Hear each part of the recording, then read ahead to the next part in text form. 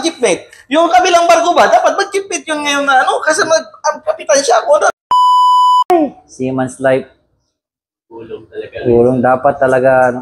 Pagka magulong, negosyo. Negosyo talaga. Oo. Oy. Puta, sarap yan ah. Ayos to, ikaw ba gumawa? Oh, sige. Ayos to, kukunin ko lang yung palaman sa kabina ko. Meron ako special palaman eh. Tama mo muna sa second mate ha. A few moments later. Afternoon. Si Petan. Buti bumaba. Naiinis ako dun eh. Pinakailan mo pagbabalas ko kanina. Nag-exchange balance ako nga. Paano po sa'yo? Paano akong tulog? Ngayon, sila namin, mali tuloy.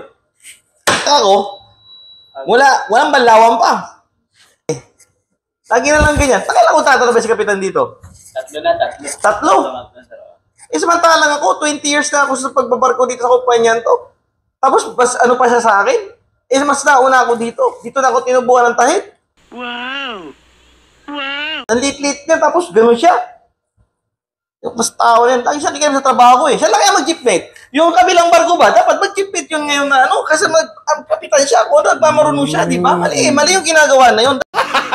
Gago! Dapat sundin niya yung kapitan kahit anong gusto. Kasi, balik ka problema ngayon, sino mananagot? Tama ba sinasabi nito? Kapitan na naman.